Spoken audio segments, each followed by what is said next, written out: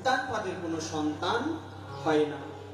এই সন্তানের অভাবে মহারাজ উত্তানপাদ তিনি আরেকটি বিবাহ করেন, সেই স্ত্রীর নাম হয় সুরুচি। কি হয়? সুরুচি। এবার বলেন তো মা, এই সুরুচিটা কি? সুরুচি হচ্ছে শুভ রুচি, আর কুরুচি কি? খারাপ রুচি। এই সুরুচিকেই আপনি যদি অপকাজে ব্যবহার করেন বা অপজিনিস ভক্ষণে ব্যবহার করেন, মহারাজ ওই সুরুচিটাই কুরুচিতে পরিণত হয়ে যাবে। মহারাজ আমাদের সকলকে এই যে ধর্মের যে 10টি লক্ষণ, এই 10টি লক্ষণের মধ্যে মনুসংহিতায় 4টি লক্ষণকে প্রধান বলেছেন, সত্য, দয়া এবং তপ, শৌচ। এই সত্য, দয়া, তপ, শৌচ যে 4টি কর্ম রয়েছে, 4টি ধর্ম রয়েছে, এই 4টি লক্ষণকে ধর্মের 4টি স্তম্ভ বলা হয়েছে। মহারাজ এই 4টি স্তম্ভ নষ্ট হয়ে যায় কিসের দ্বারা জানেন? অবৈধ সঙ্গ, দ্রুতক্রিয়া, নেশা এবং অশুভ আহার অথবা অশুদ্ধ আহার, বা যেটি ভগবত কর্তৃক অনুমোদিত নয় এমন আহারের দ্বারা কি হয়ে যায়? ওই 4টি স্তম্ভ নষ্ট হয়ে যায়। এ কারণে বললেন মহারাজ সকলকে এই শুভ আহার করা প্রয়োজন, অর্থাৎ যা কিছু ভগবানের কর্তৃক অনুমোদিত এবং যে সকল আহার ভগবানকে নিবেদন করা হয়েছে মহারাজ, সেই সকল আহারকে আমাদের গ্রহণ করা উচিত। কেন? বলছে শরীর অবিদ্যাজাল, জরেন্দ্রিয় তাহিকাল, জীবে ফেলে বিষয় সাগরে, তার মধ্যে জিহ্বায়তি লোভময় সুদূরমতি, তাকে যেটা কঠিন সংসারে। এই যে শরীর অবিদ্যাজাল, এই শরীর হলো অবিদ্যার জাল, পাপের আবাস ভূমি। অনেকে কয় না শরীরের নাম মহাশয়, যা সহাইবে তা সয়। আপনি যদি শরীরকে ভজন এবং সাধন কাজে উপযোগ করেন মহারাজ, তাহলে আপনার এই শরীর আপনার ভজনের উপযোগী।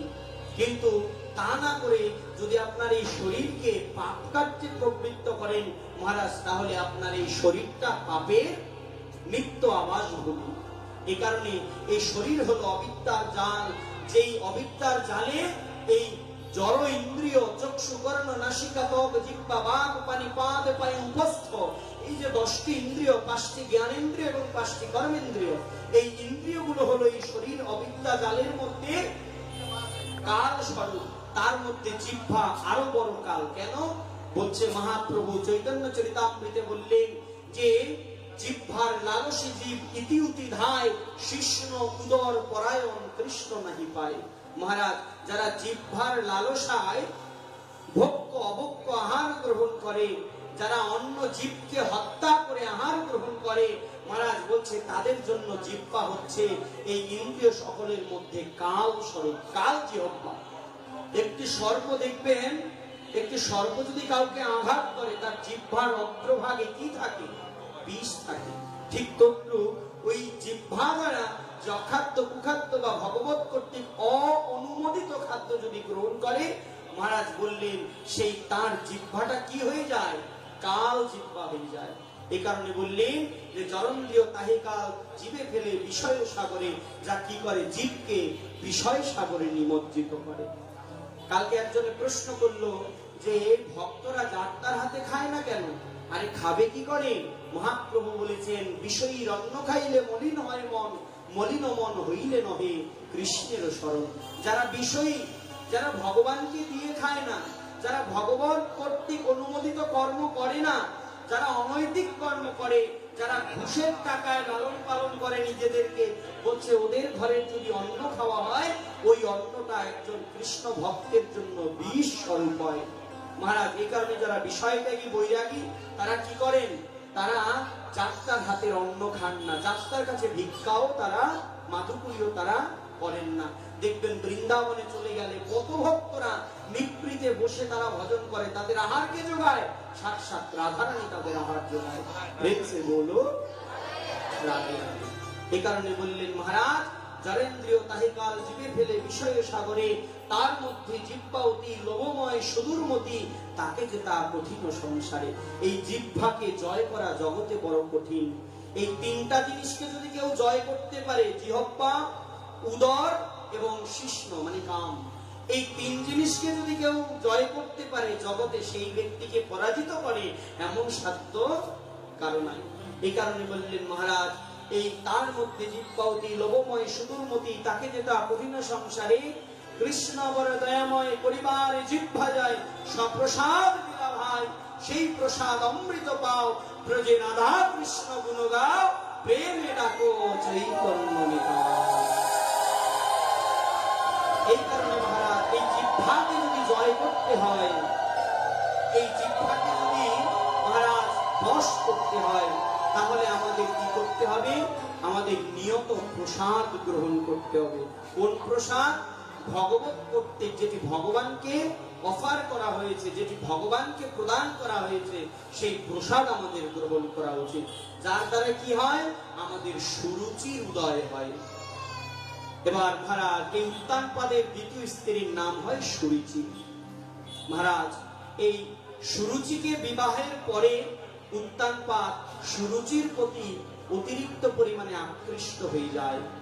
জগতের জীবকে শিক্ষা দিচ্ছে, কেউ যদি নিজের রুচির প্রতি নিয়ন্ত্রণাধীন না করে, নিজের রুচিকে নিজের নিয়ন্ত্রণে না রেখে নিজের রুচির নিয়ন্ত্রণে চলে যায়, জগতে সেই ব্যক্তি কোথায় চলে যায়? অধপথে চলে যায়। অর্থাৎ মহারাজ, যদি আপনার মনের বশীভূত আপনি হয়ে যান, মনকে আপনার বশীভূত না করে আপনি যদি মনের বশীভূত হন, তাহলে মন যা চাইবে মহারাজ আপনি তো তাই করবেন। আপনার মনে বলছে যে ইস, পরশুদিন নৃসিংহ চতুর্দশী মহোৎসবে জগন্নাথ মন্দিরে লাল টকটকে একটা শাড়ি পরে যাব, কি যে সুন্দর লাগবে। সুরুচি, এটা কিন্তু আপনার রুচি। কিন্তু এই রুচিটা যখন নিয়ন্ত্রণ হারায়, আপনাকে বশ করে ফেলে, তখন আপনি কি করবেন? আপনার এই রুচির কথা মতো চলতে চলতে চলতে চলতে কখন যে অধঃপথে চলে যাবেন আপনি নিজেও টের পাবেন না। এই কারণে রুচিকে যদি নিয়ন্ত্রণে রাখতে পারেন, তবে সেই রুচি আপনার উন্নতির কারণ হবে। কিন্তু রুচিকে নিয়ন্ত্রণে না রেখে যদি আপনি রুচির নিয়ন্ত্রণে চলে যান মহারাজ, তবে ওই সুরুচি আপনার ধ্বংসের কারণ হয়ে যাবে, যেটি উত্তানপাদের ক্ষেত্রে হয়েছে। উত্তানপাদ সুরুচিকে নিজের বশে না রেখে সুরুচির রূপে গুণে মোহে মোহিত হয়ে এত পরিমাণে সুরুচির প্রতি আকৃষ্ট হয়ে গেলেন, এইদিকে যেই সন্তানের জন্য সুরুচিকে বিবাহ করা হলো, সেই সন্তান সুনীতির গর্ভে, কিন্তু সেই দিকে তিনি আলোকপাত করলেন না। কেন? চিন্তা করলেন, আমার দুই বউয়ের মধ্যে, দুই স্ত্রীর মধ্যে আমার শ্রেষ্ঠ স্ত্রী হচ্ছে সুরুচি। যদি আমি সুনীতিকে সময় দেই, তবে তো সুরুচির সঙ্গে আমার সঙ্গে কি হয়ে যাবে? দ্বন্দ্ব হয়ে যাবে, কুন্দল হয়ে যাবে। এই কারণে সুনীতি গর্ভবতী হওয়া সত্ত্বেও কি করতেন না? উত্তানপাদ সুনীতির সঙ্গ দিতেন না। জনৈক ভক্ত শিক্ষা দিচ্ছেন, জগতে কে সুনীতির সঙ্গ নিতে চায় গো? জগতে কে সুনীতির সঙ্গ নিতে চায়? সুনীতির সঙ্গ নেওয়া মানে কি? আনুগত্যে থাকা। কিন্তু আমরা মানব বড় চঞ্চল, কারো আনুগত্যে থাকতে পছন্দ করি না। আমরা নিজেকে সর্বদা স্বতন্ত্র ভাবে ব্যাখ্যা করতে পছন্দ করি, স্বতন্ত্র ভাবে রিপ্রেজেন্ট করতে পছন্দ করি। আরে আমি অমুক, আমি তমুক, আমি এই করেছি, আমি সেই করেছি। আরে কিসের জন্য করেছি? কার জন্য করেছি? কার দয়ায় করেছি? ভগবান কৃপা করলো বলে করেছি। কিন্তু সেই বুদ্ধি আমাদের উদিত হয় না। যেমন আমরা যদি কাউকে প্রশ্ন করি, আপনি কেমন আছেন? বলে হ্যাঁ মহারাজ ভালো আছি। আরে ভালো আছেন তো আছেন বাবা, কার কৃপায় আছেন? ভগবানের কৃপায় আছেন। এইটা স্বীকার করাই হলো সুনীতি। কার আনুগত্যে আছেন? গুরু আনুগত্যে আছি, এটা স্বীকার করাই হলো সুনীতি। মহারাজ, গুরু আনুগত্য ব্যতীত কখনো ভজন হয় না। আশ্রয় করিয়া ভজে তারি কৃষ্ণ নাহি তেজে, আর সব মনে অকারণ। যিনি শুদ্ধ রূপে গুরু আশ্রয় না করেছেন মহারাজ, যিনি একজন সঠিক শিক্ষা গুরুর আনুগত্যে না থেকেছেন, জগতে ভজন করা তার জন্য খুব কঠিন। এই কারণে মহারাজ উচিত স্বতন্ত্রতা। পরম ভক্ত সিদ্ধশীল গৌর কিশোর দাস বাবাজি মহারাজ বললেন যে আনুগত্যতাই ধর্ম, স্বতন্ত্রতাই কদাচার। যদি শুদ্ধভাবে যদি ভজন করতে চান, আপনাকে কোনো একজন শুদ্ধ বৈষ্ণবের আনুগত্যে থাকতে হবে মহারাজ। কিন্তু যদি আপনি মনে করেন ও আমার হাঁটুর বয়সী ছেলে, আমি ওর কাছে গিয়ে শিখবো কি করে ভগবানকে আরতি করে, আমি ওর কাছে গিয়ে শিখবো কি করে ভগবানকে পুষ্প তুলসী নিবেদন করে, আমি ওর কাছে শিখবো কি করে ভগবানকে মালা পরায় শৃঙ্গার করে, আমি নিজেই প্রয়োজনে কানেরটা নাকে দিয়ে রাখবো, নাকেরটা কানে দিয়ে রাখবো, তবু আমি ওর কাছে যাবো। প্রেম সে বলো। জগতে মহারাজ এমন কিছু হঠাৎ পণ্ডিত হয়ে যায় যারা হচ্ছে মহারাজ কারো আনুগত্যে না থেকে, কারো আনুগত্যে থেকে কোনো কিছু না শিখে তারা কি করে যায়, হঠাৎ নিজেরা উপনয়ন নিয়ে নিজেরা ব্রাহ্মণ হয়ে যায়, নিজেরা পণ্ডিত হয়ে যায়, নিজেরা মহারাজ শাস্ত্র পড়ে পণ্ডিত হয়ে যায়। তখন সেক্ষেত্রে কি হয়ে যায় বলছে, সেই ক্ষেত্রে ওই জ্ঞান তার অনর্থের কারণ হয়ে যায়, অহংকারের কারণ হয়ে যায়। যার কারণে কি হয়, নিজেকে ব্রাহ্মণ দম্ভ, নিজেকে পণ্ডিত বলে দম্ভ জাগ্রত হয়। তখন দেখবেন মহারাজ তার কাছে গেলে সে আর মাথা নত করে প্রণাম করে না, আগে মাথাটা চরণের দিকে দেয়, মানে আগে আমাকে প্রণাম করো। প্রেম সে বলো। কথা কি ভুল নাকি মিথ্যে? কথা ঠিক বলেছি নাকি মিথ্যে বলেছি? যখন কেউ হঠাৎ পণ্ডিত হয়ে যায় তখন সে কি করে, মাথা নত করে, কিন্তু কোন দিকে? নিজের পায়ের দিকে, যে আগে আমাকে নমস্কার করো তারপরে আমি তোমাকে নমস্কার করব। কিন্তু এটা তো মহাপ্রভুর শিক্ষা নয়, এটা তো ভাগবতের সিদ্ধান্ত নয়, এটা তো ভগবানের সিদ্ধান্ত নয়। মহাজনের সিদ্ধান্ত কি? কারো না কারো আনুগত্যে থেকে ভজন করা, কোন সাধুগুরু বৈষ্ণবের আনুগত্যে থেকে ভজন করা। কেন? কারণ আনুগত্যতা ব্যতীত কখনো ভজন করা সম্ভব নয়। মহারাজ এই কারণে কি করলেন, এই সুনীতির সঙ্গ ত্যাগ করে সুরুচিকে বেশি সঙ্গ দিতেন। এই কারণে সুরুচি যে গর্ভবতী, এই দিকে মহারাজ উত্তানপাদের কোনো গুরুত্ব ছিল না।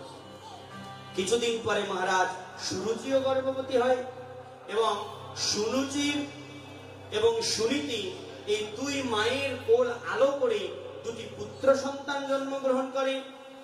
সুনীতির গর্ভে যে পুত্র সন্তান জন্মগ্রহণ করে, জগতে লোক ভক্তজন ভাগবত চরিত্র তাকে নাম দিলেন শ্রী শ্রী ধ্রুবজি মহারাজ। বলিয়ে ধ্রুবজি মহারাজ কি। এই সুনীতির গর্ভে মহারাজ ধ্রুব আবির্ভূত হয়। কেন ধ্রুব, কেন সুনীতির গর্ভে আবির্ভূত হলেন, সুরুচির গর্ভে কেন নয়? এর কারণ হলো যারা গুরু আনুগত্যে থেকে ভজন করে, যারা ভগবত আনুগত্যে থেকে যারা ভজন করে মহারাজ, এরা সর্বদা ধর্মের আশ্রয়ী হয়, এরা সর্বদা সত্যাশ্রয়ী হয়। আর যারা সত্যাশ্রয়ী তারাই জগতের ধ্রুব বলিয়া প্রসিদ্ধ। আমরা বলি না যে এই কথাটা ধ্রুব সত্য, আমরা বলি কি না যে এই কথাটা ধ্রুব সত্য। ধ্রুব সত্য মানে কি? অর্থাৎ এর দৃঢ়তা আছে। এই কারণে মহারাজ যারা সত্যাশ্রয়ী এরাই জগতের ধ্রুব বলিয়া প্রসিদ্ধ। এই কারণে উত্তানপাদ এবং সুনীতির গর্ভে যে ভক্ত জন্মগ্রহণ করেন, জগৎজীব তাকে ধ্রুব বলেছিলেন। বলিয়ে ধ্রুবজি মহারাজ কি জয়। এবং উত্তানপাদ এবং সুরুচির গর্ভে যে সন্তান গ্রহণ করেন মহারাজ, সেই সন্তানের নাম হয় উত্তম। সেই সন্তানের নাম হয় কি? উত্তম। উত্তম মানে কি? উত্তম মানে ভালো, নাকি? যে অর্থাৎ আনুগত্যতা ত্যাগ করে নিজের রুচির সঙ্গে সংসার করে এবং রুচির আনুগত্যে থাকে, রুচির নিয়ন্ত্রণাধীন থাকে, তিনি মনে করেন যে তার সবকিছুই উত্তম, নাকি? সবকিছুই ভালো। এই কারণে ওই সুরুচির গর্ভে কে জন্মগ্রহণ করে? উত্তম। একদিন কি হয়েছে জানেন? এই উত্তম ছোট ছেলে এবং ধ্রুব মহারাজ ছিলেন বড় ছেলে, বড় পুত্র। একদা সুরুচে পুত্র মঙ্কামরভ্য লালয়ন উত্তমম নরোরুক্ষন্তং ধ্রুবম রাজভ্যনন্দতঃ। একদিন এই মহারাজ উত্তানপাদ তিনি তার রাজ সিংহাসনে বসে আছেন। এমতাবস্থায় তার ছোট পুত্র উত্তম পিতার কোলে উঠে বসেছে, মানে উত্তানপাদের কোলে উঠে বসেছে। এবং ছোট ছেলে পিতার কোলে উঠে বসলে বাবা কি করেন? পরম আদরে পরম স্নেহে সন্তানকে কোলে তুলে তাকে একটু মুখ হাত দিয়ে মুখ মুছাইয়ে দেন, মাথা মুছাইয়ে দেন, একটু কপালে চুম্বন করেন নাকি, অর্থাৎ পিতৃ স্নেহ। দূর থেকে দেখছেন বড় পুত্র ধ্রুবজি মহারাজ, কিন্তু ধ্রুবের মনে মনে ওই যে ছোট ভাইয়ের প্রতি যে এই পিতৃস্নেহ, এই পিতৃস্নেহ দেখে মহারাজ ধ্রুবের মনেও একটু শখ জাগলো যে আমাগো ওই আমার ছোট ভাইকে আমার বাবা যেভাবে স্নেহ করেন, যদি এমন ভাবে আমিও বাবার কোলে উঠে একটুখানি বাবার স্নেহ পেতে পারতাম। ওমা, ধ্রুব মহারাজের বয়স হলেন 5 বৎসর। এই 5 বৎসর বয়সে একটা বালক কতটুকু বোঝে? নাকি কিছু বোঝে? কত কিছু বোঝে না। সেই 5 বছরের একটা বালক যখন দেখে তার বাবার কোলে তার ছোট ভাই, তখন তো এই বালকের স্বাভাবিক ভাবে প্রকৃতি জাগে যে আমিও একটু বাবার কোলে উঠি, বাবা যেমন ভাবে আমার ছোট ভাইকে আদর করছেন, স্নেহ করছেন, মহারাজ সেইভাবে তো আমাকেও একটু আদর স্নেহ করবেন। এইভাবে মহারাজ বারবার পর্যন্ত বাবাকে অনুরোধ করছেন, কিন্তু ওই যে বললাম সুরুচির আর উত্তম, মোহের বশে উত্তানপাদ ধ্রুবজি মহারাজের দিকে খেয়াল করলেন না, শুধুমাত্র ছোট পুত্রকেই সে যত্ন করছে। স্বাভাবিকভাবে যদি এত স্নেহ পায় তাহলে তো বড় ভাইয়ের একটু খারাপ লাগতেই পারে। বড় ভাই পুত্র স্নেহ পাওয়ার আকাঙ্ক্ষা নিয়ে কি করলেন, তিনি ক্রন্দন করতে লাগলেন। ক্রন্দন করতে করতে করতে করতে হঠাৎ করে উত্তানপাদের স্মৃতি জাগ্রত হয় যে আহারে আমার বড় ছেলেটা কাঁদছে, তাহলে বড় ছেলেটাকেও আমি কোলে তুলে একটু স্নেহ করি। এই কথা বলে উত্তানপাদ বড় ছেলেকে ডাকছেন, আয় বাবা ধ্রুব, তুইও আয়, তোকেও কোলে নিয়ে স্নেহ করি। এবার এক ছেলেকে এক কোলে, অন্য ছেলেকে অন্য কোলে, দুইজনকে দুই কোলে বসায়ে বাবা পরম যত্নে দুই পুত্রকেই কি করছে, স্নেহ করছেন। এমত অবস্থায় যে ছোট রানী, নাম কি, সুরুচি, ছোট রানী এবং বড় রানী, এই যে সুরুচি, এই সুরুচি রাজপ্রাসাদে আগমন করে দেখতে পেলেন যে দুই পুত্র তার পিতার কোলে বসে স্নেহ খাচ্ছেন, অর্থাৎ ধ্রুব এবং উত্তম। সুরুচি মনে মনে চিন্তা করলেন, ওরে বাবা, আমার ছেলে উঠেছে এটা স্বাভাবিক, কিন্তু ধ্রুব রাজার কোলে উঠেছে, আজকে কোলে চেপে বসেছে, কালকে যদি রাজ সিংহাসনে চেপে বসে। সুরুচির মনে কি দ্বন্দ্ব জাগলো, আজকে বাবার কোলে চেপে বসেছে, কালকে যদি সিংহাসন দাবি করে বসে, এটা তো হতে দেওয়া যায় না। মহারাজ, আমরা যখন অতিরিক্ত পরিমাণে সুরুচির বশে বশীভূত হই, তখন এই রুচি আমাদেরকে বিপথে পরিচালিত করে। এই রুচির কারণে আমাদের হৃদয়ে আত্ম অহমিকা বৃদ্ধি পায়, এবং এই আত্ম অহমিকা যখন বৃদ্ধি পায় মহারাজ জেনে রাখবেন, তখনই মানব জগতের পতনের সময়কাল, তখনই মানব পতন পতিত হয়ে যায়। এবার সুরুচির মনে জাগ্রত হলো, আজকে ধ্রুব বাবার কোলে চেপে বসেছে, কালকে যদি সিংহাসনে চেপে বসে না, তাহলে তো সুনীতি হয়ে যাবে রাজমাতা, আর আমি হয়ে যাব দেশের দাসী। কিন্তু যদি আমার ছেলে রাজ সিংহাসনে বসে, তাহলে আমাকে লোকে রাজমাতা বলে প্রণাম করবে, অহংকার। প্রিন্সে বলল, এমত অবস্থায় কি করলেন, সুরুচি সেই উত্তানপাদের কোল থেকে ধ্রুবকে টেনে হিঁচড়ে নামিয়ে ফেললেন, এবং নামিয়ে শাসন করে বললেন, ওরে ধ্রুব, যদি বাবার কোলে চলে বসে বাবার স্নেহ পেতে হয়, তাহলে আমার মতো সুরুচির গর্ভে তোকে জন্মগ্রহণ করতে হবে। অহংকার। আমি দেশের ছোট রানী, রাজা আমাকে বেশি ভালোবাসে, তাহলে যদি সেই রাজার ভালোবাসা তোকে পেতে হয়, স্নেহ তোকে পেতে হয়, তাহলে এই সুরুচির গর্ভে তোকে আবার আসতে হবে। ধ্রুব কিন্তু কান্না করেনি, ধ্রুব কিন্তু আকাঙ্ক্ষা করেনি। ধ্রুব ছোট মাকে বললেন, ছোট মা, আপনার গর্ভে আমাকে আসতে হবে বাবার স্নেহ পেতে হলে? বলছে, হ্যাঁ, আমার গর্ভে আসতে হবে। বলছে, তাহলে এখন আমি তো অলরেডি আমার সুনীতি মায়ের গর্ভ থেকে ভূমিষ্ঠ হয়েছি, আপনার গর্ভে যদি আমাকে ফিরে যেতে হয়, তাহলে আমাকে কি করতে হবে? তখন সুরুচি বললেন, যদি আমার গর্ভ থেকে তোকে ভূমিষ্ঠ হতে হয়, তবে তোকে ভগবানের সাধন করে, ভজন করে তোকে আবার আমার গর্ভে আসতে হবে। মহারাজ, কখনো কখনো সুরুচি যে সবসময় কুবুদ্ধি দেয় এমন কিন্তু নয়। আপনি যদি সুনীতি হন, সুনীতির ধারক হন, তাহলে ওই সুরুচিকেও আপনি মহারাজ আপনার সাধনায় ব্যবহার করতে পারবেন। আপনি আপনার রুচিকে অপকাজে ব্যবহার না করে যদি ভগবানের দিকে লাগান, যাহারে আজকে নৃসিংহ চতুর্দশী উপলক্ষে না আমি ভগবানকে একটি সুন্দর বস্ত্র উপহার দেব, সুরুচি, কিন্তু ব্যবহার করলেন কোথায়? ভগবানের সেবায়। বাজারে গেলেন, বড় বড় দেখলেন যে একদম দেশি কলার ঠোঁট মানে মোচা, চিন্তা করলেন আহারে এই মোচাগুলো দিয়ে মোচার ঘন্ট রান্না করে যদি ভগবানকে দিয়ে ভোগের প্রসাদ পাওয়া যায়, বাহ বাহ বাহ, খুব ভালো। দেখছে বলো রাধে রাধে। আপনার সুরুচি, কিন্তু ব্যবহার করলেন কোথায়? ভগবানের সেবায়।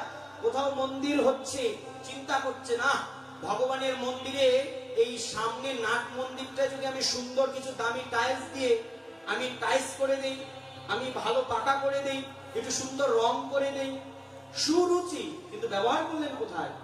ভগবানের সেবায়। সেক্ষেত্রে কি হয়? ওই সুরুচিটাই আপনার সাধনের উপযোগী হয়।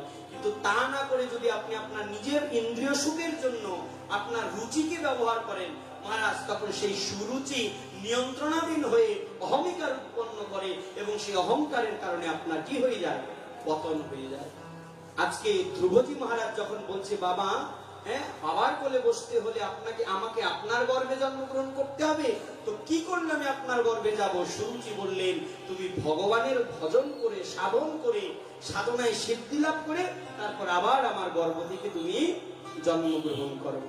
ধ্রুবজি মহারাজের এটি মনে খুব লেগেছে, ও বলে আমাকে ভজন করতে হবে। ছুটে, ছোট বালক তো, ছুটে চলে গেলেন মায়ের কাছে।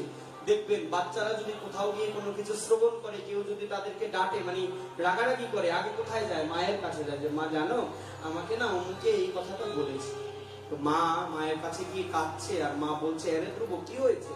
বলছে মা জানো আজকে আমি বাবার কোলে বসেছিলাম, ছোট মা আমাকে টেনে নামিয়ে দিয়েছে আর বলেছে তার গর্ভ থেকে জন্মগ্রহণ করলেই আমি বাবার কোলে বসতে পারবো। যখন আমি জিজ্ঞাসা করলাম যে কি করলে আপনার গর্ভে জন্মগ্রহণ আমার হবে, তখন বললেন যে আমাকে বনে গিয়ে সাধন করতে। বলো মা এই কথাটা কি উচিত হয়েছে? এবার সুনীতি কি বললেন ধ্রুবকে?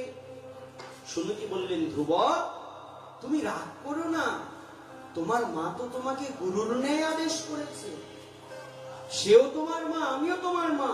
তোমার মা যেই কথাটি বলেছে ধ্রুব, এই জগতে যদি কোনো কিছু প্রাপ্ত হতে হয় তাহলে জেনে রাখো ভগবত ভজন ব্যতীত, ভগবত সাধন ব্যতীত জগতে কোনো কিছু প্রাপ্ত হওয়া যায় না। কিন্তু মহারাজ যদি ধ্রুবকে আজকে সুনীতি বললেন ধ্রুব যদি জগতে ভগবানের কেউ ভজন না করে সে কোনোদিন কিছু প্রাপ্ত হতে পারে না, কিন্তু ভগবত ভজন করে যদি কেউ ভগবানকে পেয়ে যায় জগতে তার অপাওয়া কিছু থাকে না। এই কারণে ধ্রুব তোমার উচিত বনে চলে যাওয়া, তুমি বনে গিয়ে কি করো? তুমি সাধন করো। বলছে মা যদি আমাকে বনে গিয়ে সাধন করতে হয়, বনে তো কত বড় বড় বাঘ ভাল্লুক ভূত প্রেত যক্ষ রক্ষস পিশাচ রাক্ষস, এর মধ্যে গিয়ে আমি কিভাবে ভজন করব, কি করে করব? হ্যাঁ আমার গুরুদেবকে। তখন মা বললেন যে ধ্রুব তুমি গুরুদেব খুঁজছো, সদ্গুরু খুঁজছো? আমি তো এমন কোন সদ্গুরু জানি না, তবে এটা জানি যারা মুনি ঋষি তারা জঙ্গলে থাকে, তারা বনে থাকে, তারা ভজন করে। যদি তুমি বনে চলে যাও তাহলে তুমি সেখানে তোমার সদ্গুরুর সন্ধান পেয়ে যাবে। আর যদি সদ্গুরুদেব তোমাকে কৃপা করে মন্ত্র প্রদান করে, তোমাকে যদি কৃপা প্রদান করে, সেই সদ্গুরুদেবের কৃপায় তুমি কি হবে না সকল ভয় থেকে দূর হবে। মহারাজ আমরা যে নৃসিংহ বন্দনা করি সেখানে আমরা একটি কথা বলি যে উগ্রম বীরম মহাবিষ্ণুম জ্বলন্তম সর্বতোমুখম নৃসিংহং বিষ্ণুম ভদ্রম মৃত্যুর মৃত্যু নমাম্যহম। যিনি হলেন মৃত্যুর মৃত্যু, সেই নৃসিংহদেবকে যিনি স্মরণ করেন বলছে তার মৃত্যু ভয় কি হয়ে যায়? নাশ হয়ে যায়। এই কারণে মহারাজ যিনি পরম সচ্চিদানন্দময় ভগবানের চরণ গ্রহণ করেছেন, ওই ভগবানের চরণের একটা নাম আছে, সেই নাম কি জানেন? অভয় চরণ। এই কারণে যিনি এই অভয় চরণে শরণ গ্রহণ করেছেন জগতে যক্ষ রক্ষ রাক্ষসের ভয় তার নাই। তার কখনো বলছে ব্রহ্ম রাক্ষস যক্ষানাম দূরোচ্চারণ কারণম, ব্রহ্ম রাক্ষস যক্ষানাম, যিনি ভগবানের চরণে শরণ গ্রহণ করেছেন তার জগতে কখনো ব্রহ্ম রাক্ষসের ভয় নাই। ব্রহ্ম রাক্ষস আসবে কিন্তু তার দাস হয়ে তাকে ভগবানের সেবায় নিয়োজিত করবে। শিল প্রভুপাদ অভয়চরণারবিন্দ ভক্তি বেদান্ত স্বামী প্রভুপাদ যখন কলকাতায় বসে ভাগবতমের ব্যবসা করছেন, তখন একটি পুরনো বাংলো প্রভুপাদ কিনেন। অভয়চরণারবিন্দ স্বামী একটা পুরনো বাংলো কিনেন। সেই পুরনো বাংলোতে তিনি ভাগবত রচনা করছেন। হঠাৎ করে কিছু দূর থেকে শব্দ আছে, মানে ভূতের শব্দ, ভূতের উপদ্রব। পুরনো বাংলো, অনেক দিনের পুরনো বাংলো, ভূতের উপদ্রব হয়েছে। হ্যাঁ, কিছুক্ষণ পরে এসে মোমবাতি নিভিয়ে দিয়ে যাচ্ছে, কিছুক্ষণ পরে এসে পৃষ্ঠা উল্টে দিচ্ছে, আবার ঠান্ডা বাতাস দিয়ে মহারাজ একদম জানলা কপাট গুলো বন্ধ করে দিচ্ছে। মানে ভূতের উপদ্রব যেমন হয় আর কি। আপনাদের হয়েছে কারো ভূতের উপদ্রব? কেউ ফিল করেছেন কখনো? জয় রাধে। মহারাজ বলছেন আর আগাবেন না, রাতের বেলা যখন কারেন্ট চলে যাবে তখন যে কি হবে রে। সে বলো রাধে রাধে। এবার প্রভুপাদ তো ভাগবত রচনা করছেন, কিছুক্ষণ পর পর এসে ভূতে উপদ্রব করছে, কানের মধ্যে মশার মতো বিলবিল বিলবিল করছে। আর একদম ভয়ঙ্কর মহারাজ চেহারা নিয়ে অভয়চরণ স্বামীজির সামনে এসে বলছেন, এত লোক এই বাংলোতে এসেছে, আমার ভয়ে বাংলো ছাড়া হয়ে গেছে, তুই কোন ব্যক্তি যে আমাকে কোনো পাত্তাই দেস না, এই যে আমি যে ভূত, আমাকে এটা মান সম্মান নাই, হ্যাঁ, আমাকে কোনো পাত্তাই দেস না, এটা কোনো হয়? ভূতকে আবার কেউ পাত্তা না দেয়? আর একটু ভয় তো পাবি বাবা, এত ভয়ঙ্কর চেহারা নিয়ে তোর সামনে দাঁড়িয়েছি, তুই তো ভয় পাস না। তখন প্রভুপাদ বলছেন, অভয়চরণে যিনি শরণ গ্রহণ করেছেন, আমার নামও অভয়চরণ, আমি শরণও করেছি অভয়চরণে। যিনি অভয়চরণে শরণ গ্রহণ করে, ভূতের ভয় তার থাকা কথা না। প্রেমসি বলো রাধে রাধে। তখন বললেন, তাহলে আমিও তোমার মতো নির্ভয় হতে চাই। তাহলে প্রভুপাদ তুমি আমাকে এমন কিছু নির্দেশ করো যাতে আমার এই ভৌতিক দেহ থেকে আমি পরম সচ্চিদানন্দময়ের শরণ গ্রহণ করতে পারি। তখন অভয়চরণবিন্দ ভক্তি বেদান্ত স্বামী প্রভুপাদ কি করেছিলেন? তিনি ওই ভূতকে বলেছিলেন, হে ভূত, তুমি কোথাও যেও না, তুমি এই ঘরের মধ্যেই থাকো, আমি কিছুক্ষণ কৃষ্ণ নাম কীর্তন করছি, যে কীর্তনের দ্বারা তুমি উদ্ধার প্রাপ্ত হয়ে যাবে। তখন প্রভুপাদ করতাল বাজায় কীর্তন করতে লাগলেন, হরে কৃষ্ণ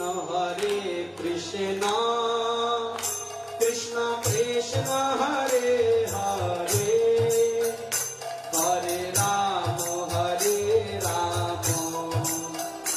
রাম রাম হরে হরে, হরে কৃষ্ণ কৃষ্ণ, সবাই একসঙ্গে, কৃষ্ণ হরে হরে, হরে রাম রাম রাম রাম হরে হরে, হরে কৃষ্ণ কৃষ্ণ কৃষ্ণ কৃষ্ণ হরে হরে, হরে রাম রাম রাম হরে হরে, হরে কৃষ্ণ কৃষ্ণ কৃষ্ণ হরে হরে। সবাই আকুল প্রাণে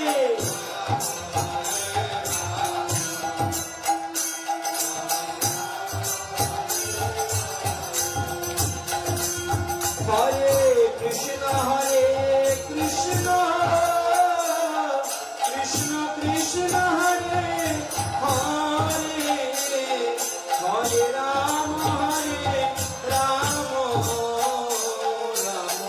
রাম হরে হরে, হরে সবাই উচ্চ স্বরে একটু বাহু তুলে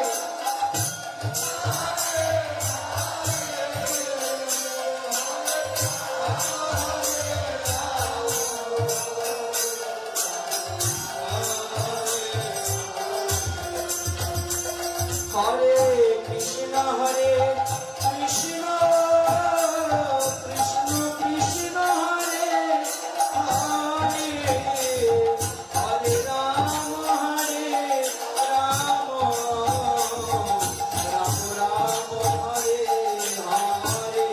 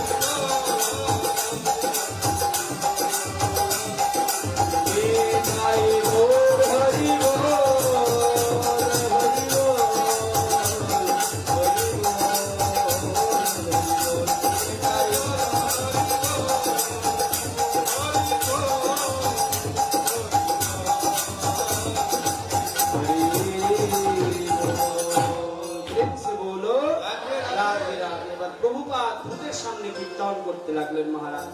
এবার কীর্তন শ্রবণ করতে করতে কি হলো, প্রভুপাদের সামনে সেই ভূত দেহটি একটি দিব্য সচ্চিদানন্দময় দিব্য দেহ ধারণ করে, তার জন্য মহারাজ গোলক থেকে পুষ্পরথ এলো এবং সেই পুষ্পরথে বসে সেই ভূত গোলকে প্রবেশ করলো। বিদায় গো হরি গো। এই কারণে বলছে মহারাজ, যারা ওই অভয় চরণে শরণ নিয়েছেন, যারা ভগবানের চরণে শরণ নিয়েছেন, এদের কি নাই? এদের ভূত প্রেত যক্ষ রাক্ষসের ভয় নাই। কেন? বলছে মনুষ্য দেহ কেহ যাহা কিছু মোর, অর্পিনু তুয়া পদে নন্দ কিশোর। ভগবান তোমার চরণে সবকিছু অর্পণ করে দিয়েছি, এবার রাখবি তো তুই, মারবি তো তুই। কৃষ্ণ যদি রাখে কে বা মারিবারে পারে, আর কৃষ্ণ যদি মারে তবে রাখিবারে না রে। বাবা ধ্রুব, তুই বনে চলে যা, বনে গিয়ে তুই ভজন কর। দেখুন মায়েরা, ভারতবর্ষের মাতৃজননী এক বনবাসে পাঠিয়েছে ভজনের জন্য দেবী সুনীতি তার পুত্র ধ্রুবকে, আর আরেক যুগে বনবাসে পাঠিয়েছে দেবী কে? কইকেয়ী ভগবান শ্রী রামচন্দ্রকে। দুটির উদ্দেশ্য আলাদা কিন্তু গন্তব্য এক। আজকে ধ্রুবকে যখন প্রশ্ন করা হলো যে ধ্রুব, তোমার মা তোমাকে বনে যেতে বলেছে, তুমি বনে চলে যাও, সেক্ষেত্রে দেবী সুনীতি তিনি পারতেন মাজার মধ্যে কাপড় বেঁধে হাতে বড় একটা ডান্ডা নিয়ে ছোট সতীনের সঙ্গে ঝগড়া করতে যেতে। দুদিন হলো আমার ঘরে এসেছিস আমার সতীন হয়ে, আর আমার ছেলেকে বলছিস কিনা বনে গিয়ে ভজন করতে। কিন্তু সুনীতি তা করেনি। তিনি কি করেছেন, যে মা, তোমার ছোট মা তোমাকে বলেছে বনে গিয়ে ভজন করতে, এটাই প্রকৃত পথ, সাধন ব্যতীত ভজন ব্যতীত জগতে কেউ প্রাপ্ত করতে পারে নাই। আরে তুমি তো তোমার পিতার কোলে বসার জন্য তোমার মা বলেছে তার গর্ভে জন্মগ্রহণ করার জন্য, কিন্তু ধ্রুব আমি তোমাকে বলি, তুমি পিতার পিতা পরম পিতা, সেই পরম পিতাকে তুমি প্রাপ্ত করার জন্য ভজন করো, তোমাকে আর কখনো মায়ের গর্ভেই আসতে হবে না। সেই সুনীতি বলেছিল ধ্রুবকে, আপন মা হয়ে সন্তানকে ভজনের দিকে প্রেরণ করলেন। কিন্তু ত্রেতা যুগে রামকে বনবাসে পাঠালেন কইকেয়ী। জনৈক ভক্ত বললেন, রামচন্দ্র, তোমার মা তোমাকে বনবাসে দিয়েছে, 3 মাস সরাসরি দাঁড়িয়ে আছে। রামচন্দ্র বনবাসের সাজে দাঁড়িয়েছে, প্রথম গিয়ে প্রণাম করেছে মাতা কইকেয়ীর চরণে। জনৈক ভক্ত প্রশ্ন করলেন, ভগবান শ্রী রামচন্দ্র, তুমি সত্যি মর্যাদা পুরুষোত্তম, তা না হলে যেই মা তোমাকে বনবাসে দিল সেই মায়ের চরণে প্রণাম করছো? রামচন্দ্র মৃদুস্বরে উত্তর করলেন। কি উত্তর করলেন জানেন? যে আমার মা তো আমাকে কৃপা করেছে। কি কৃপা করেছে?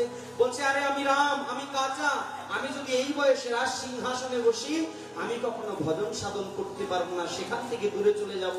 কিন্তু আমার মা আমাকে রাজ সিংহাসন আমার থেকে কেড়ে নিয়ে আমাকে বনবাসে পাঠিয়েছে। এর কারণ কি? এর কারণ হলো আমার মা আমার ভালো চায়, আমাকে বনবাসে দিয়ে এই সুযোগ করেছে।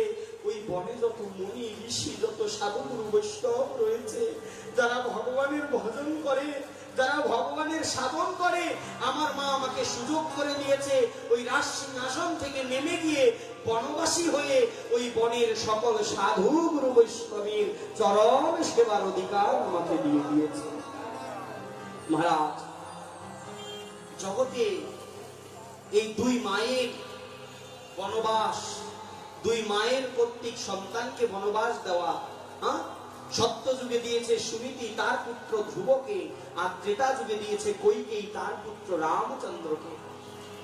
ধ্রুবজি মহারাজ চলে গেলেন বনবাসে।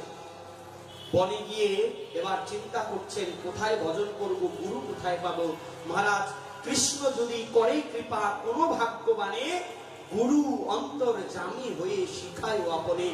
আপনি যখন উদ্দেশ্য আপনার যখন সঠিক হবে মহারাজ, আপনি যখন ভগবত পথে অগ্রসর হবেন, তখন প্রথমেই প্রয়োজন পড়বে আপনার গুরু।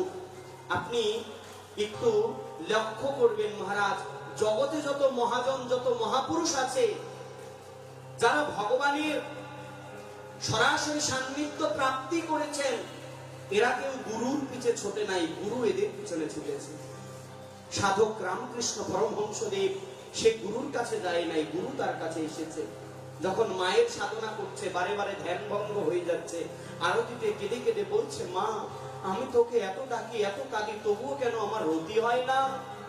মা মৃদুনয়নে উত্তর করলেন, রামকৃষ্ণ রে, গদাধর রে, আমি তোকে কি করে উত্তর করব, আমি তোকে কি করে দর্শন দিব বলতে পারিস? তোর তো এখনো গুরু দীক্ষা হয়নি।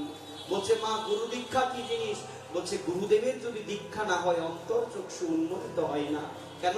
অজ্ঞানতিমিরান্ধস্য জ্ঞানাঞ্জন শলাকয়া চক্ষুরুন্মিলিতং येन তস্मै শ্রী গুরুবে নমঃ। তিনি অজ্ঞানতার অন্ধকারকে দূরীভূত করে জ্ঞানের প্রদীপ শিখায় দিব্য চক্ষুর উন্মিলন ঘটায়, তিনি জগতে গুরু বলে প্রসিদ্ধ হন। তোর তো জ্ঞান চক্ষু উদিত হয় নাই, তোর তো গুরু হয় নাই, আমি তোকে কি করে সরাসরি দর্শন দিব? তখন বললেন, মা তাইলে যা করবি তুই, আমি তো তোর চরণে পড়েছি, ওই গুরু না টুরু কি লাগবে ও তুই আমারে ব্যবস্থা করে দে। আমার কাছে মা তুই গুরু, তুই আমার কাছে ইষ্ট। তখন সাক্ষাৎ সাক্ষাৎ দেবী মহামায়া তিনি কি করেছিলেন? দেবী ভৈরবীকে আদেশ করেছেন স্বপ্নে, যে হে দেবী ভৈরবী, তুমি যোগী সিদ্ধা, তুমি পরম সিদ্ধা, তুমি চলে যাও কোথায়? দক্ষিণেশ্বরে। সেখানে আমার পরম ভক্ত গদাধর, তাকে গিয়ে তুমি ইষ্ট মন্ত্র প্রদান করে তাকে তুমি দীক্ষা মন্ত্রে তাকে তুমি দীক্ষিত করে দাও। তখন সেই মহাযোগী তপস্বিনী ভৈরবী দেবী তিনি এসে গদাধরকে দীক্ষা দিয়েছেন। দীক্ষার দিনেই আপন গুরু তার শিষ্যের মধ্যে দর্শন করলেন ত্রেতার রাম এবং সত্যের হরি এবং দাপরের কৃষ্ণ, এই তিন মিলে ওই গদাধরের মধ্যে প্রবেশ করছেন। সঙ্গে সঙ্গে ওই মহাযোগিনী তপস্বী আপন শিষ্যের মধ্যে ভগবত দর্শন করেছেন।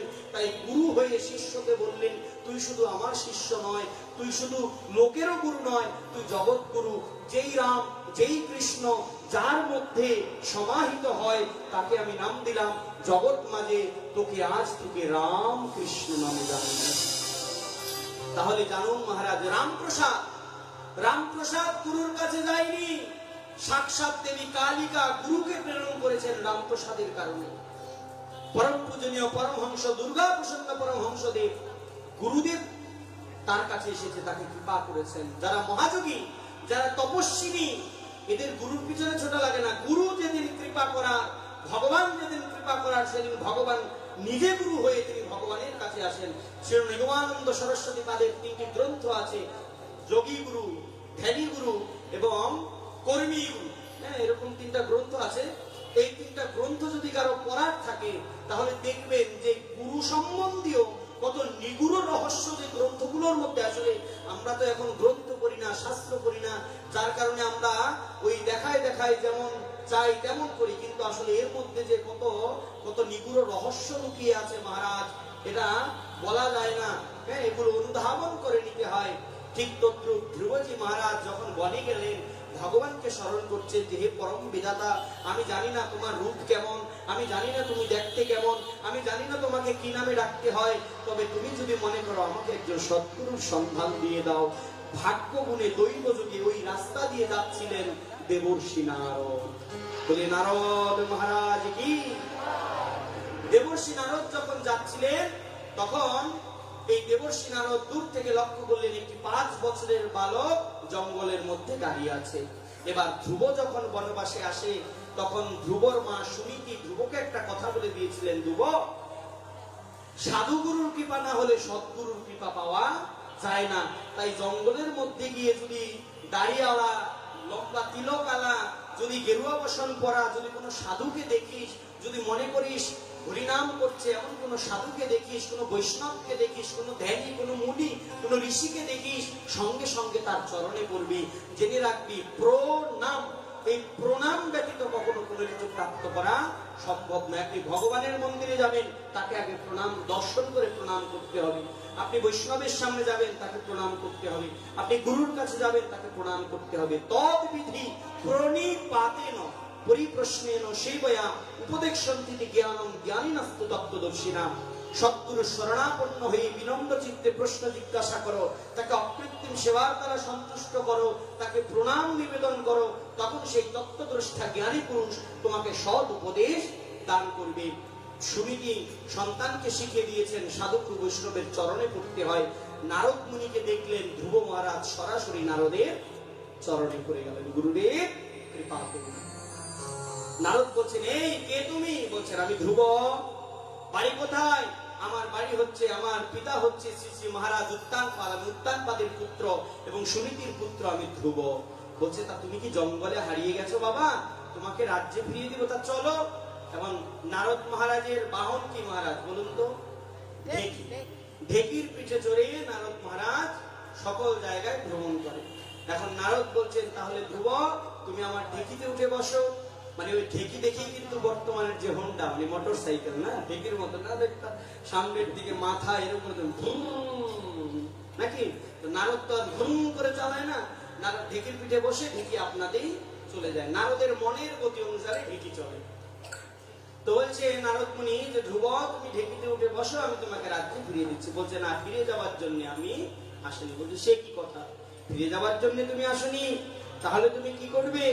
কিসের জন্য তুমি এসেছো? তখন ধ্রুব মহারাজ বলছেন, সোয়ম সম ভগবতা সুখো দুঃশয়তাত্মনম দর্শিত কৃপয়া পুংসা দুর্দশ সমদবিধৈস্তুয়। হে নারদজি, হে মহারাজজি, হে সাধুজি মহারাজ, আমি তো ফিরে যাবার জন্য আসিনি। আমি এসেছি কিসের জন্য জানেন? আমি এসেছি ভজনের জন্য, আমি এসেছি সাধনের জন্য। কিন্তু নারদ বলছে, ধ্রুব তোমার বয়স তো অতি ছোট, এত অল্প বয়সে তো ভগবানের কাছে যাওয়া যায় না। আমার মনে হয় তুমি পথ ভুলে জঙ্গলে চলে এসেছো। তুমি চলো, আমি তোমাকে রাজ্যে ফিরিয়ে দিয়ে আসি। ধ্রুব মহারাজ বললেন, একটা সত্য কথা কবেন? বলছে, কি সত্য কথা বলো? আমি তো সর্বদা সত্য কথাই বলি। ধ্রুব মহারাজ বলছে, আপনি কি নকল সাধু না আসল সাধু একটু বলতে পারেন? নারদকে বলছে, কি বলছে? আপনি নকল সাধু না আসল সাধু একটু বলতে পারেন? বলছে, কেন ধ্রুব, তোমার মনে এই প্রশ্ন কেন, এই শঙ্কা কেন জাগ্রত হলো? নারদ মহারাজ বলছেন, না, আমার মনে এই কারণে শঙ্কা জাগ্রত হলো যে আপনি যদি খালি পড়ে যাচ্ছে, হ্যাঁ, যে আপনি যদি আসল সাধু হতেন তবে অবশ্যই আপনি আমাকে বিষয় ত্যাগের পথ বলে দিতেন। কিন্তু আপনি তো আমাকে বিষয় ত্যাগের পথ না বলে দিয়ে মহারাজ, আপনি তো আমাকে বিষয়ের দিকে ঠেলে দিচ্ছেন।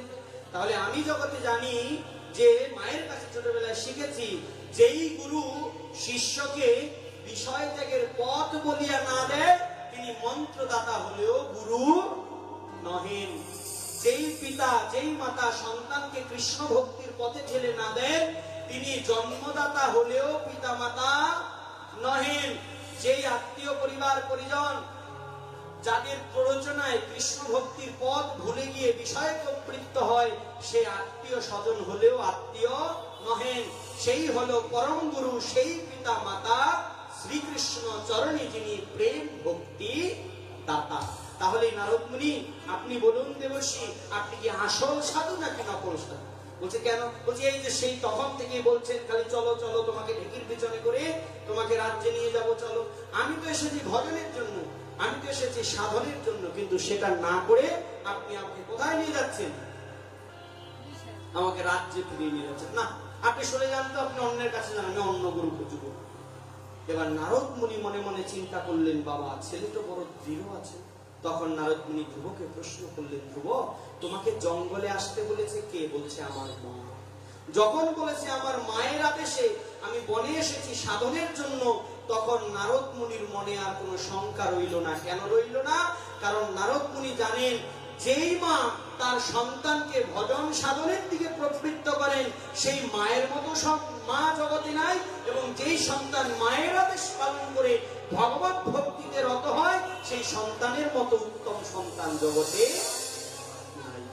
ওই মা, ওই জননী, তিনিও কৃতার্থ, ওই সন্তান তিনিও কৃতার্থ। কিন্তু নিজের দিকে তাকান, কোশ্চেন ইউরসেলফ, নিজেকে প্রশ্ন করুন, আমি কি সেই মা হতে পেরেছি? আমি কি আমার সন্তানকে কৃষ্ণ ভক্তির পথে আগাতে পেরেছি? না। যদি শান্ত পাঠক আইসা কয়, এই মা তোমার ছেলেটারে আমার কাছে পাঠাই দিও তো, একটু ভাগবত কথা শিখাবো, ওরে বাবা রে, এই বুঝি গেল গড়ছাইয়া। না না না না, শান্ত পাঠকের আসতে এবার দিয়েও কিন্তু দেওয়া যাবে না, খবর। হ্যাঁ, কিন্তু যখন নারদ মুনি দেখলেন যে তার মায়ের আদেশে সে ভজনে এসেছে, তখন নারদ মুনি মনে করলেন যে না, এই এমন এক পাত্র, যেই পাত্রে যদি আমি জল রাখি সেই জল নিঃশেষ হয়ে যাবে না। কেন? কারণ এই পাত্র হলো ছিদ্র মুক্ত পাত্র।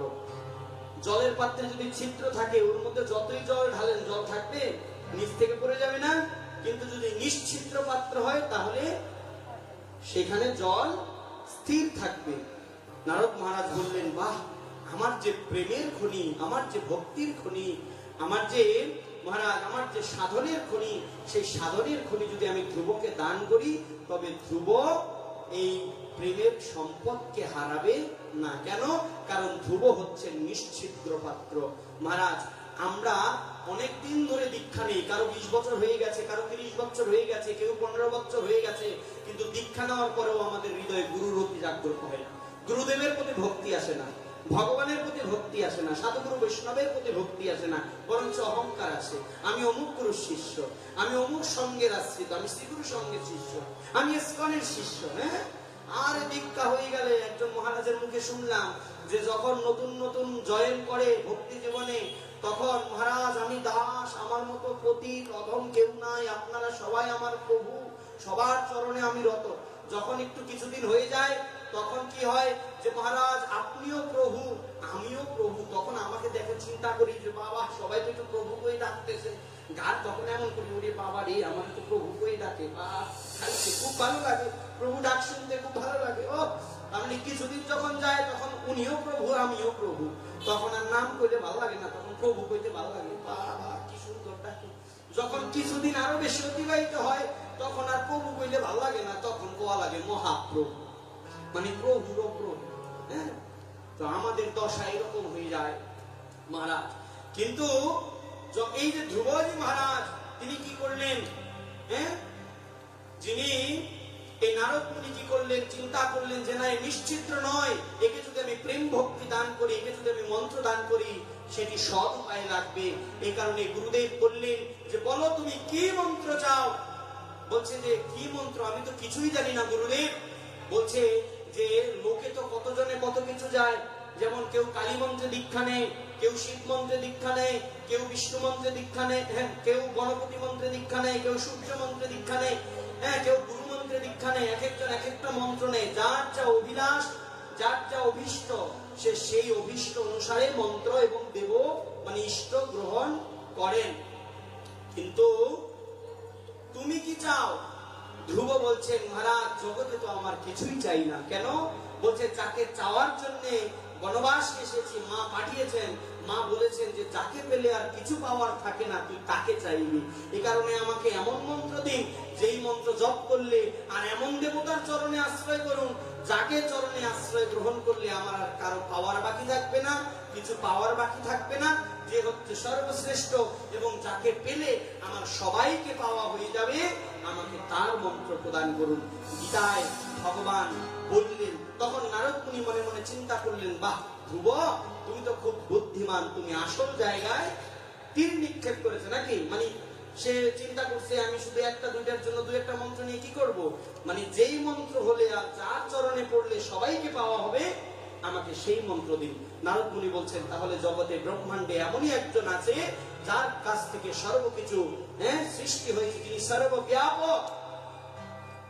একং বিপ্রসাদ বহুধা বদন্তি, যিনি এক, যিনি বহু কিন্তু এক, এক হয়েও যিনি বহু হয়েছেন, সেই পরম ব্রহ্ম অখিলাণ্ডকোটি ব্রহ্মাণ্ড নায়ক শুক্লাম্বরধরম বিষ্ণুম শশিবর্ণম চতুর্ভুজম প্রসন্ন বদনম ধ্যায়ত সর্ববিঘ্ন প্রশান্তয়ে, সেই পরম ব্রহ্ম ভগবান, সেই হরিনারায়ণ, সেই শ্রী বিষ্ণুর চরণ তুমি আশ্রয় গ্রহণ করো। দেখুন, যখন আমরা গুরুদেবের কাছে যাব, যিনি সৎগুরু, তিনি কি করবেন জানেন? প্রথমে তার শিষ্যকে ইষ্ট নির্বাচন করে দিবেন। প্রথমে দান করবেন ইষ্ট, যে তুমি কার চরণে আশ্রয় গ্রহণ করতে চাও। ভগবানের সঙ্গে প্রথমে সম্বন্ধ তৈরি করে দিবেন। আমাকে টাইম বলতে হবে। ভগবানের সঙ্গে সম্বন্ধ তৈরি করে দিবেন। তারপরে কি করবেন? তারপর তাকে বলে দিবেন তার ধাম। ধ্রুব মহারাজ বলছেন, তাহলে আমার ইষ্টকে? বলছে ইষ্ট নারায়ণ হচ্ছে হরিনারায়ণ। বলছে সেই পরম ব্রহ্ম অখিলাণ্ড ব্রহ্মাণ্ড নায়ক, সেই নবনীত চোর, সেই ব্রজের গোপাঙ্গনাগণ যাকে উপাসনা করে, সেই গোপাল, যে গোপালকে পেলে আর কোনো কিছু পাওয়ার থাকে না, সেই গোপাল বলছে তাহলে তার ধাম কোথায়? বলছে রম্য বৃন্দাবরণ্যে, সেই যমুনা কুলে দিব্য মধুবন, সেই মধুবনে বিভঙ্গ সুন্দর মুরলীধর হয়ে সেই পরম ব্রহ্ম ভগবান তিনি দিব্য লীলামৃত মধুময় রস আস্বাদন করছেন এবং বংশীর দ্বারা সমগ্র জগৎ মাঝে সেই দিব্য মধুময় রসকে প্রকাশ করছেন। সেই গোপাল চূড়ামণি তিনি হচ্ছেন সর্বদেব বন্দনীয়, সর্ব ইষ্টের সার। এক দেব দেবস্য এক মন্ত্রস্য নমানি জানি কর্মাপিক্কম তস্য দেবস্য সেবা। একজনই দেবতা, তিনি কে? বাসুদেবম সর্বমিতি সমাত্মা দুর্লভ। কেবলমাত্র বাসুদেব শ্রীকৃষ্ণ, যিনি শ্রী গুরুদেব। তিনি কি করেন? প্রথমে শিষ্যকে মন্ত্রাদি প্রদান করেন, হ্যাঁ, কৃষ্ণ নির্বাচন করে দেন, তারপর তাকে ধাম নির্বাচন করে দেন। তার ধাম কোনটা? যেমন আমাদের সকলের ইষ্টকে, হ্যাঁ, আমাদের ইষ্টকে বাসুদেব শ্রীকৃষ্ণ, সাক্ষাৎ ভগবান কৃষ্ণ, নাকি? আমাদের ইষ্টকে রাধা গোবিন্দ, তার ধাম কোথায়? শ্রীরাম বৃন্দাবন, গোলক বৃন্দাবন ধাম। আরাধ্য ভগবান ব্রজেশ তনয় তদ্ধাম বৃন্দাবনম মম। আরাধ্য ভগবান কে? ব্রজেশ তনয়, ব্রজের তনয়, যিনি ওই যে ত্রিভঙ্গ সুন্দর মুরলীধর হয়ে যিনি দাঁড়িয়ে আছেন রাধারানীকে নিয়ে সেই দিব্য মধুবনে, যমুনা পুলিনে, কদম্ব কাননে, সেই ভগবান হচ্ছে আমাদের সেবিত বিগ্রহ, আমাদের আরাধনা নাম সর্বেশাম, আমাদের সর্ব আরাধনার পরম কারণ। তিনি অনাদিরাদি গোবিন্দম সর্বকারণ কারণ। ভক্ত যেহেতু লড়ে না, আমার প্রসঙ্গ শেষ না পর্যন্ত সারাসারি নাই। যতক্ষণ সরকারের কারেন্ট আছে ততক্ষণ আমরা বলা প্রিন্সে বলো, যতই সিগনালে কাম হইবে না, আমার জায়গা মতো যাওয়া লাগবে না। তাহলে কি হচ্ছে যে এবার সেই আরাধ্য ভগবান ব্রজেশ তনয় তদ্ধাম বৃন্দাবনম মম, তার ধাম কোথায়? তার ধাম হচ্ছে বৃন্দাবনে। তো বলছে যে তাহলে যদি সেই বৃন্দাবনে যেতে পারো, সেই গোবিন্দের চরণ ভজনা করতে পারো, ধ্রুব, তোমাকে জগতে আর কোনো কিছু পেতে হবে না। তো বৃন্দাবনে কে কে যেতে চান? একটু হাত তোলেন। কে কে যেতে চান বৃন্দাবনে? বলে বৃন্দাবন ধাম কি, বলে রাধা রানী কি। এখন যারা গেছেন আগে তাদের তো সৌভাগ্যবান, তাদের চরণ ধরে করি প্রার্থনা।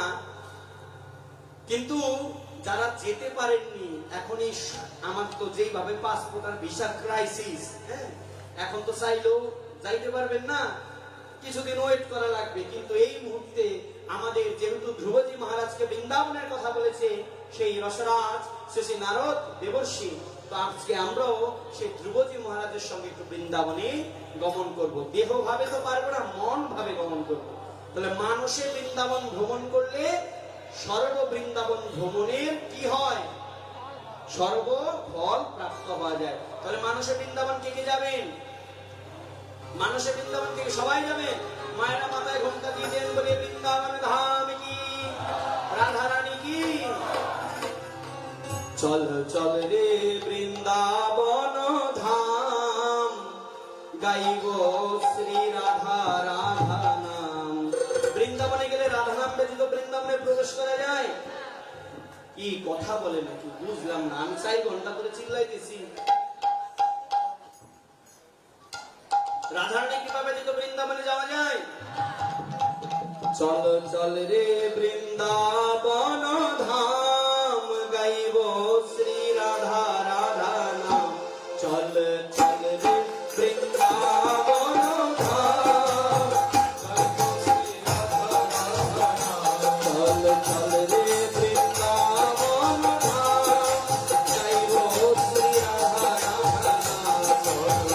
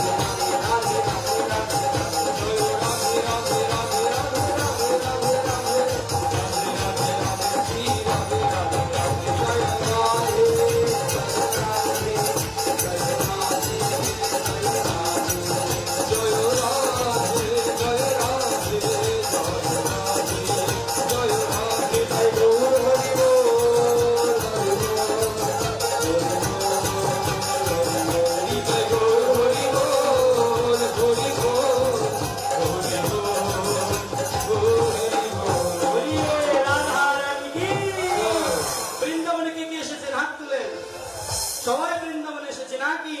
বলছে যিনি বৃন্দাবনের স্মরণ করেন তিনি বৃন্দাবন পরিভ্রমণের ফল লাভ করতে পারেন। বলিয়ে বৃন্দাবন ধাম কি, বলিয়ে পাবন রাধা রানী কি, ধ্রুবজি মহারাজ কি। এবার গুরুদেব কি করলেন? ধ্রুব মহারাজকে বৃন্দাবন ধাম এবং গোবিন্দের মন্ত্র প্রদান করলেন। কি মন্ত্র প্রদান করলেন? সঙ্গে সঙ্গে তার মস্তকে হাত দিয়ে তার দক্ষিণ কর্ণে দ্বাদশ অক্ষর গোপাল মন্ত্র দান করলেন। ওম নমো ভগবতে বাসুদেবায়। সবাই বলুন ওম নমো ভগবতে বাসুদেবায়। ওম নমো ভগবতে বাসুদেবায়। ওম নমো ভগবতে বাসুদেবায়।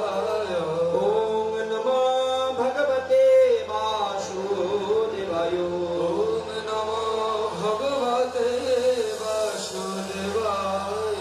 এবার ধ্রুবজি মহারাজকে মহারাজ মন্ত্র দিয়ে নারদ মুনি একটি গুণ বলে দিলেন, ক্রিয়া বলে দিলেন। তারপরে নারদ মহারাজ প্রস্থান করলেন এবং ধ্রুবজি মহারাজ কি করতে লাগলেন? ওইখানেই তিনি ভজন করতে লাগলেন। মহারাজ এইভাবে দিব্যারণ্যে ধ্রুবজি মহারাজ 6 মাস পর্যন্ত তিনি মন্ত্র স্মরণ করলেন, তিনি ভজন করতে লাগলেন। ভজমন নারায়ণ নারায়ণ হরি হরি, ভজমন নারায়ণ নারায়ণ হরি হরি। ভজমন নারায়ণ নারায়ণ হরি হরি, ভজমন নারায়ণ নারায়ণ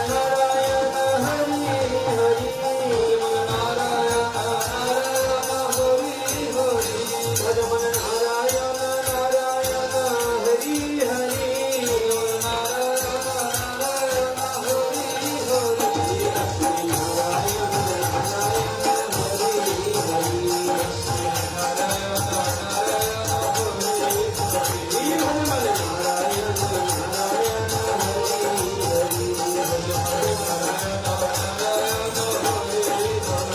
মহারাজ এইভাবে ধ্রুবজি মহারাজ তিনি কি করতে লাগলেন? তিনি ভজন করতে লাগলেন।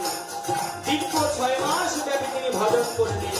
কিন্তু এই যে ভজন, এই ভজনের প্রভাবে ধ্রুবজি মহারাজের ভজনের কম্পনে, মন্ত্রের কম্পনে মহারাজ স্বর্গ রাজ্যে বসে আছে দেবরাজ ইন্দ্র।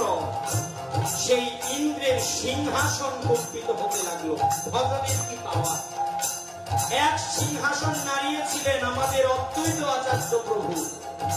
জীবের দুর্দশী, জীবের দুর্দশা দুর্গতি দেখে শালগ্রামে জল তুলসী দিয়ে বিষ্ণু খট্ট কম্পিত করে, বিষ্ণু খট্ট নাড়া দিয়ে সেই গোলক বৃন্দাবনের প্রেমনিধিকে তিনি জগৎ মাঝে এনেছেন সতীসুত গৌর রূপে।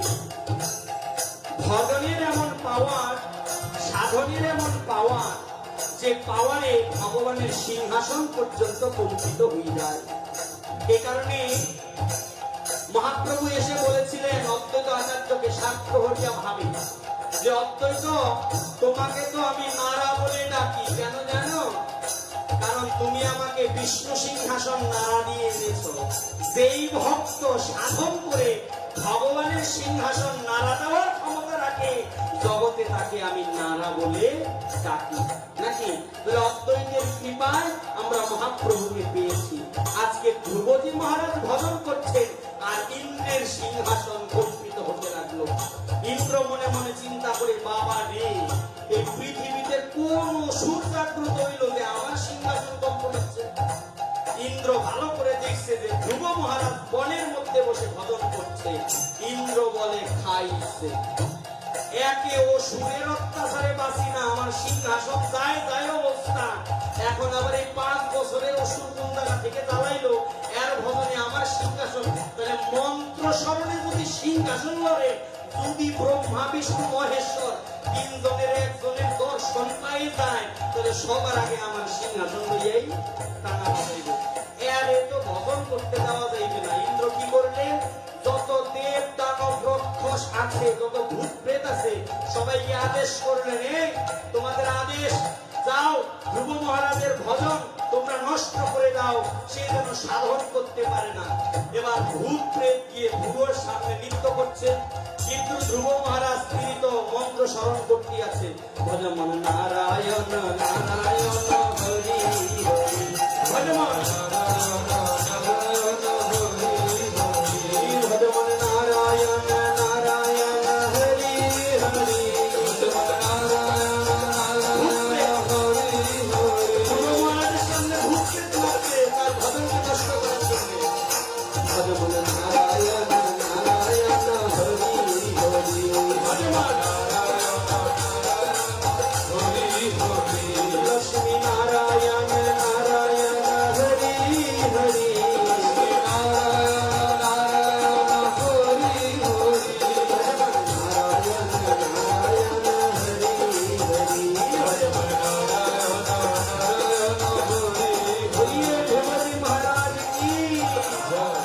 এবার ধ্রুবের সামনে ভূত প্রেত রাক্ষস দিয়ে তো নৃত্য করছে, কিন্তু ধ্রুবের ধ্যান ভঙ্গ হচ্ছে না। ইন্দ্র তো চিন্তায় পড়ে গেলেন, বাবারে ভূতের ভয়েও ধ্যান ভাঙে না, না জানি যদি সাধনায় সিদ্ধি লাভ করে তার না জানি আমার কি হয়ে যায়। তা বলছে ওই যে দুর্বাসার ধ্যান ভাঙানোর জন্য একটা রোগ ভারে পাঠিয়েছিলাম, আজকে ধ্রুবের ধ্যান ভাঙার জন্য আমার সবচেয়ে সুন্দরী অপ্সরা তাকে পাঠাবো। আদেশ করলেন, মেনকা এ মেনকা, সর্বরাজ ইন্দ্র তোমাকে এখনই আদেশ করছে। বলছে কি, ওই যে দেখো মধুবনে বসে ধ্রুব মহারাজ বিষ্ণুর উপাসনা করছে, যাও তুমি তার সামনে গিয়ে নৃত্য করো, তাকে তুমি ভজন থেকে দূরে সরাই দাও। মহারাজ 5 বছরের বালকের মনের মধ্যে কি কাম আছে? তো মেনকার মতো যদি 100 সুন্দরী অপ্সরা এসে ওই 5 বছরের বালকের সামনে নামে নাচে, ওর মনের মধ্যে কাম আসবে? কোনো কাম আসবে না। কিন্তু মেনকা কি করবে? ইন্দ্রের আদেশ। এবার মেনকা তো গিয়েছেন গলার মধ্যে ফুলের মালা পরে, হাতে সুন্দর গয়না পরে, কোমরের মধ্যে পিছা বেঁধে, পায়ের মধ্যে এখন গিয়ে নাচেন, ভজমন নারায়ণ নারায়ণ হরি হরি, সবাই হাতামন করে, হাতামন করে সবাই, হ্যাঁ, ভজমন নারায়ণ নারায়ণ হরি হরি, ভজমন আমার কেমন করা হয়? লক্ষ্মী নারায়ণ নারায়ণ হরি হরি, লক্ষ্মী নারায়ণ নারায়ণ হরি হরি, নারায়ণ নারায়ণ হরি হরি, লক্ষ্মী নারায়ণ নারায়ণ হরি হরি,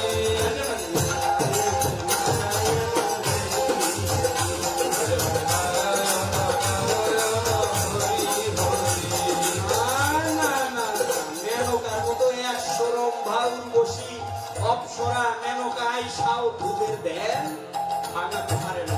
এখন ইন্দ্র তো করছে বিপাকে, ওরে বাবা এত কিছু করেও ধ্রুবের ধ্যান ভাঙাতে পারতেছি না, তাহলে হিতের নাটের গুরুটাকে ইন্দ্র দিব্য দর্শনে দেখতেছেন যে নাটের গুরু হলো নারদ।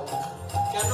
কারণ এই নারদ মুনি ধ্রুবরে মন্ত্র দিয়েছে, আর ওই মন্ত্রের ভজনে আজকে ধ্রুব এত 6 মাসে উজ্জ্বল দীপ্তি, ওরে বাবা সাধনায় সিদ্ধি লাভ।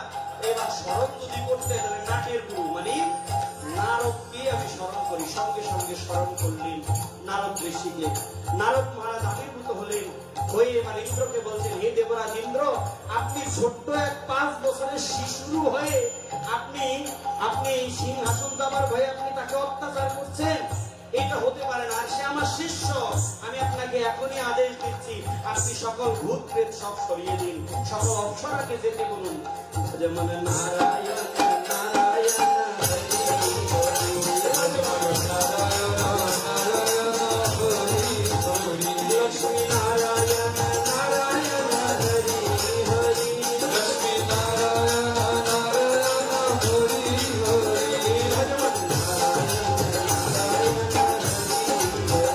ভজমন নারায়ণ নারায়ণ হরি হরি,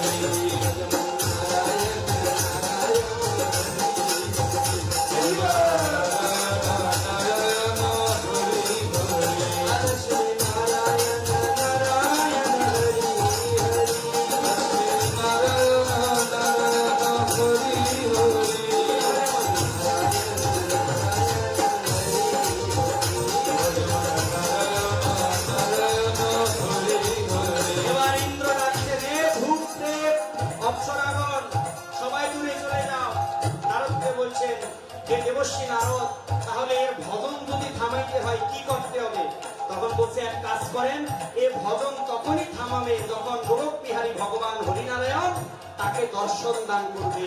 তাহলে চলুন আমরা মিলে ভগবানের কাছে প্রার্থনা করি যেন ভগবান ধ্রুবকে দর্শন দিয়ে ধ্রুবের ভজন থামিয়ে দেয়। তখন ইন্দ্র বলছে যে আমি তো গোলক বৃন্দাবনের পথ চিনি না। এবার নারদ মুনিকে বলছে তাহলে আপনি তো গুরু, সব সময় যান, বৈকুণ্ঠের পথ চিনেন, আপনি আগে আগে যান, আমরা পিছে পিছে যাই। তখন বলছে খালি মুখে তো যাওয়া যাবে না, ওই যেই মন্ত্র জপ করতেছেন ধ্রুব মহারাজ, চলুন আমরা সেই মন্ত্র জপ করে করে আমরা বৈকুণ্ঠে যাই। ওম নমো ভগবতে বাসুদেবায়, ওম নমো ভগবতে বাসুদেবায়, ওম নমো ভগবতে বাসুদেবায়, ওম নমো ভগবতে বাসুদেবায়। আর ওম নমো ভগবতে বাসুদেবায়, ওম নমো ভগবতে বাসুদেবায়, ওম নমো ভগবতে বাসুদেবায়, ওম নমো ভগবতে বাসুদেবায়, ভগবতে বাসুদেবায়। ভগবতে বাসুদেবায়, ভগবতে বাসুদেবায়। ভগবতে বাসুদেবায়। এবার কি বলছেন? সবাই গিয়ে বৈকুণ্ঠে উপস্থিত হলেন, সবাই মিলে ভগবানের দিব্য সজ্জায় ভগবানকে জাগাতে লাগলেন। ওম শুক্লাম্বরধরম বিষ্ণুম শশিবরণম চতুর্ভুজম প্রসন্নবদনম ধ্যায়েৎ সর্ববিঘ্নপ্রশান্তয়ে। নমো ব্রহ্মণ্যদেবায় ব্রহ্মণ্যহিতায় চ জগদ্ধিতায় কৃষ্ণায় গোবিন্দায় নমো নমো। ঈশ্বরো পরমকৃষ্ণ সচ্চিদানন্দ বিগ্রহম অনাদিরাদি গোবিন্দম সর্বকারণকারণম। হ্যাঁ, ভগবান আবির্ভূত হলেন। কি হলো নারদ, তোমরা তো চিন্তিত কেন? বলছে ভগবান ইন্দ্র রাজের বড় চিন্তা। কেন? ধ্রুব মহারাজ তিনি ধ্যান করছে, সাধন করছে, ইন্দ্রের সিংহাসন কম্পিত হচ্ছে। আপনি এই মুহূর্তে ধ্রুবকে দর্শন দিয়ে আপনি সকল বিঘ্নের নাশ করে দিন। বলছেন ভূত পাবন হরি ভগবান। নারদের কথা শুনে ভালো করে খেয়াল করলেন, সে ভগবান তিনি দেখতে পেলেন ধ্রুব মহারাজ পঞ্চম বর্ষীয় বালক, তিনি কি করছেন? 6 মাস ধরে সাধন করছেন, ভজন করছেন। সঙ্গে সঙ্গে ভগবান চিন্তা করলেন, আরে এ তো সিদ্ধি লাভ অনেক আগেই করেছে, আমি তাকে এখনো দর্শন দিলাম না। সঙ্গে সঙ্গে গিয়ে ভগবান চতুর্ভুজধারী শঙ্খ চক্র গদাপত্ত হয়ে শ্রী ধ্রুবজি মহারাজের সামনে আবির্ভূত হলেন। বলিয়ে বিষ্ণু ভগবান কি, শঙ্খ চক্র গদাপত্তধারী ভগবান হরিনারায়ণ কি। ধ্রুব, তুমি ভজন ভঙ্গ করো, এই দেখো আমি তোমার পরম পিতা শ্রী ভূত পাবন হরিনারায়ণ তোমার সামনে আবির্ভূত হয়েছে, বলো বৎস তুমি কি চাও। সঙ্গে সঙ্গে ধ্রুবজি মহারাজ ভগবানের চরণ পরে প্রার্থনা করলেন, তাকে দর্শন করলেন। তাকে দর্শন দিয়ে মহারাজ বললেন যে প্রভু, আপনাকে দর্শনের দ্বারা আমার সমস্ত ইচ্ছা কি হয়ে গেছে? পূরণ হয়ে গেছে। আপনাকে দেখার আমার বড় স্বাদ ছিল।